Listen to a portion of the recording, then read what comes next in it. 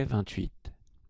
Celui qui connaît sa force et garde la faiblesse est la vallée de l'Empire. S'il est la vallée de l'Empire, la vertu constante ne l'abandonnera pas. Il reviendra à l'état d'enfant.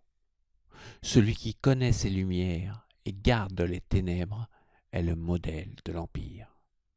S'il est le modèle de l'Empire, la vertu constante ne faillira pas et il reviendra au comble de la pureté.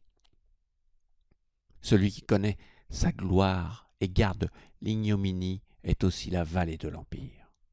S'il est la vallée de l'Empire, sa vertu constante atteindra la perfection et il reviendra à la simplicité parfaite. Quand la simplicité parfaite s'est répandue, elle a formé les êtres. Lorsque le saint homme est élevé aux emplois, il devient le chef des magistrats. Il gouverne grandement et ne blesse personne. Lao Tzu, avec ce verset, nous montre le jour et la nuit que nous avons en nous. Il nous dit que nous sommes la vallée de l'Empire, une vallée traversée par des émotions, des sentiments contradictoires. Une vallée est aussi traversée par différents climats.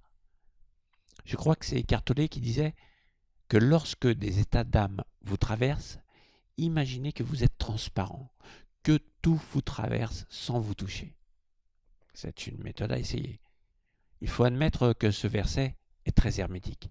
Il met l'accent sur notre nature fondamentale, c'est-à-dire la simplicité de l'enfance.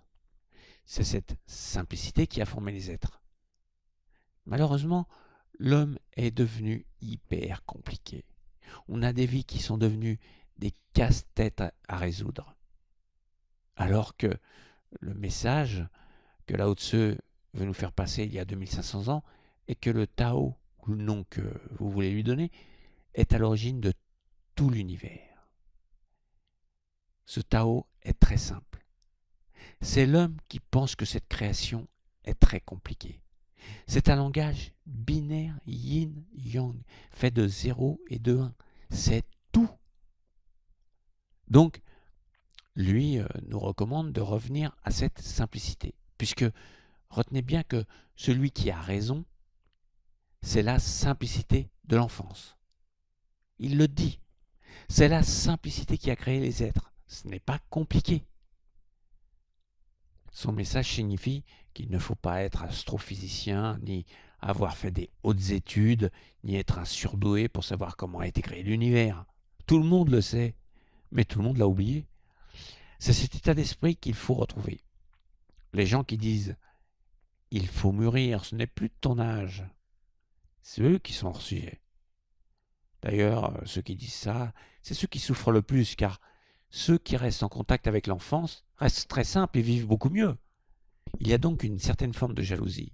En fait, la vertu dont parle Lao Tzu, vous l'avez avant de naître, c'est la pureté. Or, l'intelligence peut être un sérieux handicap, car plus on utilise nos neurones pour essayer de comprendre, plus on se rend malheureux, car les réponses appellent d'autres questions, etc., etc.